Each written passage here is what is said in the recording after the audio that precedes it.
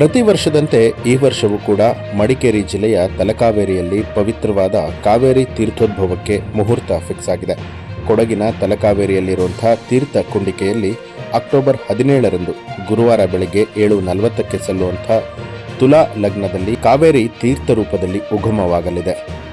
ಕಾವೇರಿಯ ಉಗಮ ಸ್ಥಳ ತಲಕಾವೇರಿಯ ಪವಿತ್ರ ಕುಂಡಿಕೆಯಲ್ಲಿ ಕಾವೇರಿ ತೀರ್ಥರೂಪಿಣಿಯಾಗಿ ಉಕ್ಕಿ ಬರುತ್ತಾಳೆ ಅನ್ನುವಂಥ ನಂಬಿಕೆ ಇದೆ. ಜೀವನದಿ ಕಾವೇರಿ ಉಗಮ ಸ್ಥಾನ ತಲಕಾವೇರಿಯ ಬ್ರಹ್ಮ ಕುಂಡಿಕೆಯಲ್ಲಿ ಮಾತೆ ಕಾವೇರಿ ಜಲರೂಪದಲ್ಲಿ ದರ್ಶನ ಕೊಡ್ತಾಳೆ ಅನ್ನುವಂಥ ನಂಬಲಾಗುವಂಥ ಪವಿತ್ರ ತೀರ್ಥೋದ್ಭವಕ್ಕೆ ಈಗಾಗಲೇ ಸಿದ್ಧತೆ ಕಾರ್ಯಗಳ ಚರ್ಚೆ ಕೂಡ ನಡೀತಾ ಇದೆ.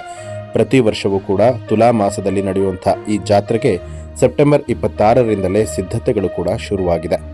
ಅಕ್ಟೋಬರ್ಗೆ ಕಾಲಿಡ್ತಿದ್ದಂತೆಯೇ ಭಾಗಮಂಡಲ ತಲಕಾವೇರಿಯಲ್ಲಿ ಸಂಭ್ರಮದ ವಾತಾವರಣ ನಿರ್ಮಾಣ ಆಗುತ್ತೆ. ಇದುವರೆಗೂ ಕಾವೇರಿ ಭಕ್ತರ ಉತ್ಸಾಹಕ್ಕೆ ಯಾವತ್ತೂ ಕೂಡ ಅಡ್ಡಿಯಾಗಿರಲಿಲ್ಲ.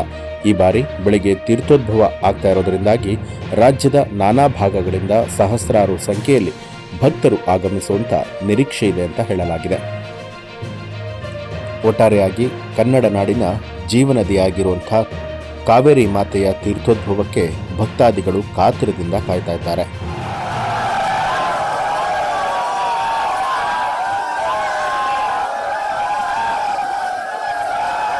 ಹೆಚ್ಚಿನ ವಿಡಿಯೋಗಳಿಗಾಗಿ ಮಿತ್ರರ ಮಿತ್ರ ಚಾನೆಲ್ ಅನ್ನು ಸಬ್ಸ್ಕ್ರೈಬ್ ಮಾಡಿ, ಬೆಲ್ ಐಕಾನ್ ಒತ್ತಿ.